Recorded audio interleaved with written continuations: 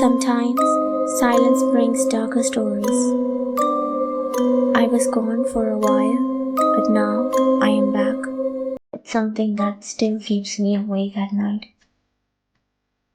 It's been a while, I know. Stories like this don't just come, they find you.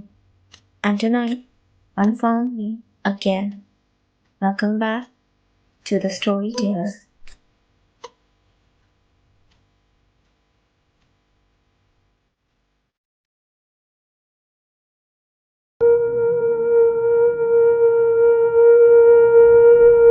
Christian को dating app पर एक लड़का मिला जिसका नाम था नोएल। वो ज्यादा कुछ नोएल के बारे में नहीं जानती थी, लेकिन थोड़ी बहुत बातचीत में नोएल ने क्रिश्चियन को डेट के लिए पूछा। बातों बातों में क्रिश्चियन ने हाँ कह दिया। क्रिश्चियन और नोएल जब डेट पर थे, उसने नोटिस किया कि नोएल उसे बहुत देख रहा है या कुछ ज्यादा ही स्टेयर कर रहा है। उसने पूछा कि तुम इतना देख क्यों रहे हो? नोएल ने जवाब दिया कि मैं चेहरा देख के लोगों के इमोशन समझता हूँ। क्रिश्चियन ने हंस के इग्नोर कर दिया और ऐसे ही ये दोनों दोबारा दूसरी डेट पर मिलते हैं। बातों बातों में नोएल ने पूछा कि तुम्हारा सबसे बड़ा डर क्या है? क्रिश्चियन थोड़ी हेजिटेंट हुई पर बता दिया कि उसे उसकी आइडेंटिटी लूजिंग का डर रहता है। उसी रात जब क्रिश्चियन नोएल से चैट पर बात कर रही थी, तब नोएल ने उसे बातों बातों में कहा कि तुम अगले हफ्ते मेरे घर आ रही हो। क्रिश्चियन थोड़ी नर्वस हो गई लेकिन राजी हो गई।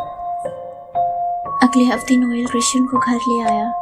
नोएल ने कहा तुम बैठ जाओ, मैं डिनर टेबल तैयार करता हूँ। क्रिश्चियन को नोएल लिविंग रूम में बैठने को कहता है और कहा कि मैं आऊँगा, तब तक कहीं जाना मत, मैंने तुम्हारे लिए सरप्राइज रखा है। क्रिश्चियन कंफ्यूज हो गई, फिर भी उसने कहा ठीक है। क्रिश्चियन को बैठे 10 मिनट से ज़्यादा हो गया था और उसे वॉशरूम जाना था, तो वो लिविंग रूम से बाहर आती है और देखती है कि किचन में तो नोएल है ही नहीं। तो वो अंदर जाती है और टेबल पर उसने देखा एक मास्क जो बिल्कुल उसके चेहरे जैसा था। क्रिश्चियन बेहद शॉक हो गई और डर के मारे चिल्लाती है और जैसे पीछे मुड़ती है, नोएल ठीक उसके सामने रहता है। नोएल मुस्कुराते हुए जवाब दिया, अब मुझे तुम्हें देखने के लिए तुम्हारा चेहरा नहीं चाहिए। और उस मोमेंट क्रिश्चियन को समझ आया कि वो एक साइकोपैथ के साथ फंस चुकी है और अब वो नहीं निकल सकती।